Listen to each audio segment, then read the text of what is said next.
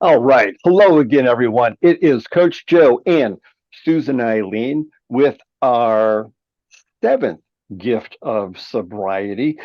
Everything we're talking about is based on the book that is really Susan's memoir. It's called From Nada to Prada and talks about Susan's journey from addiction to recovery, and then the work that we have done with recovery coaching as coach and coachee, and now how we are moving forward to help everyone.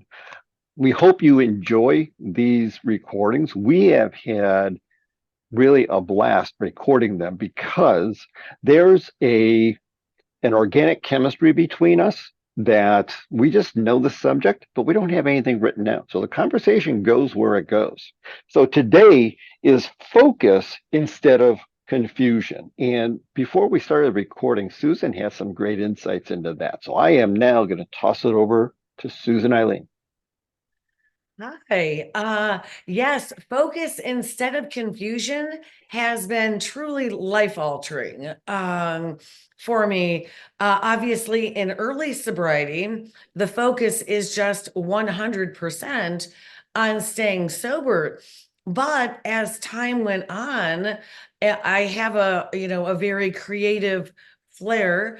That's actually, to me, one of the superpowers of my invisible disability.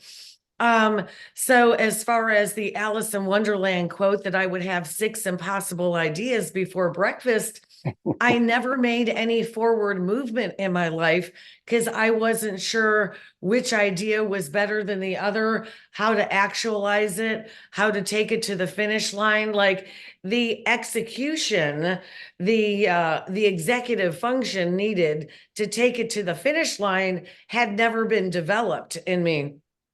And so, as a result of writing the book, a whole bunch of things came into place like accidentally. Um, Before I wrote the book, I thought to myself, I really need to change my relationship with money. I really need to work on that foundation that I didn't get as a kid that I allude to in the book. I need to work on my communication, which clearly isn't very good when you're just hanging out in not very nice places. But in writing the book, like project-based learning, all of that came together. And so now, not only do I have the book, but I also have like a quilting business on the side. I have figured out how to go from idea to execution, which is, actually improving every part of my life. It improves your self-confidence, it improves your money. Uh, it actually is a great mindful activity where the quilting, so if I get upset, I can just like use it as a healthy coping mechanism. Like there's really there's nothing bad that can be said when you bring your life into focus, because all you're getting rid of is the shiny stuff syndrome. The Yeah. stuff that you weeded out was stuff Mhm. you were able to get along with the whole time anyways. Absolutely. So, full disclosure, part of that shiny object syndrome is because myself and Susan Eileen, we both have ADHD. About 25 to 30% of those with addictive behavior have ADHD. So that shiny object syndrome always leads to unfinished projects. And we joke a little bit, but at one point in the coaching that we did, I referred to Susan Eileen as a firework because she had these really intense ideas which were amazing. And then all of a sudden that firework went up in the air and it exploded in a million different directions and everything got kind of lost in the shuffle. Well, and so now, because I've developed a great organizational system that works for me, Mhm. right now I have a book that's in development. I have a couple of quilts that I'm working on, and I have a really fun game that's in development. So I actually have four projects that are in development, but now I'm organized enough that I'm confident that all four of those will eventually come to fruition. But I can only do that this far into developing my focus. That's something you don't want to do early on. But my point is whatever mood I'm in, I can match up Mhm.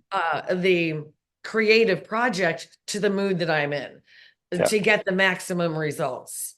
And absolutely. so, Yeah, absolutely. But it also goes back to comorbidities. So again, yes. the coaching coaching with regards to addictive behaviors, the coaching that we do, you've got to treat the underlying issues. So ADHD, bipolar, whatever it is, uh, have that treated, or else coaching really is not going to work out really well for you. You're not going to get the results that you want. Yes, because I've explained to Coach Joe that when you are over focused in either multiple areas of Mhm, your life, or you're spread too thin, you go out of balance. And that mhm, can lead to emotional outbursts, that can lead to nervous breakdowns, that can lead to burnout, which is going to increase your chance of having a recurrence. And we want to set you up for success. mhm, And so, what I've learned is a lot of self monitoring too, where now I notice like 4 days into going off balance that I'm off balance.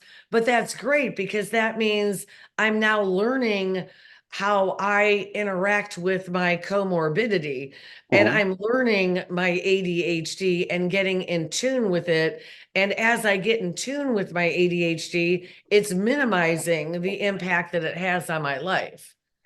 That is so well said, because that really is an example of, in the past, someone with addictive behavior may get those feelings and can't process or cope with them, so they turn to their addictive behavior.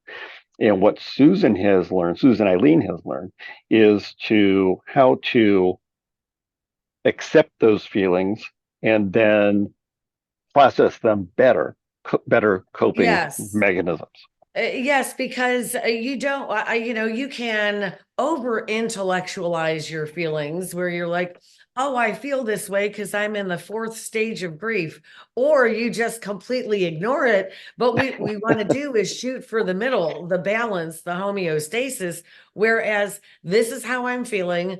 I'm going to sit with this feeling for a while. And if it doesn't go away on its own, I'm going to get up and I'm going to turn on a comedy show, or I'm going to quilt, or I'm going to work on my Mhm, game project. But I am going to intentionally redirect myself mhm. out of a recurrence. Absolutely.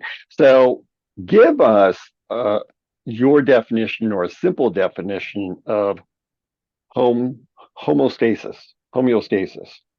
Yes. I would say homeostasis would be having all parts of your life in balance where you feel like you have a solid foundation.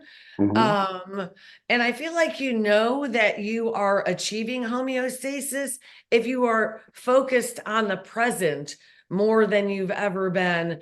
You're not like cleaning up disasters from 6 months ago. You're mhm. not worried.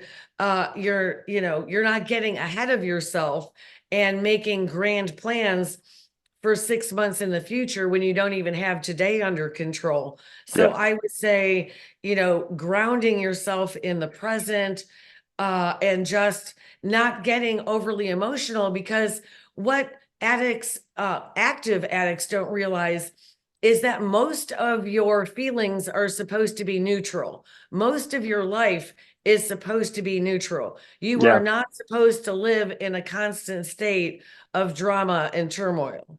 Yeah. So going from drama and turmoil to a peaceful existence can actually, you're not sure, like it takes a little bit to get used to because you are so used to the drama.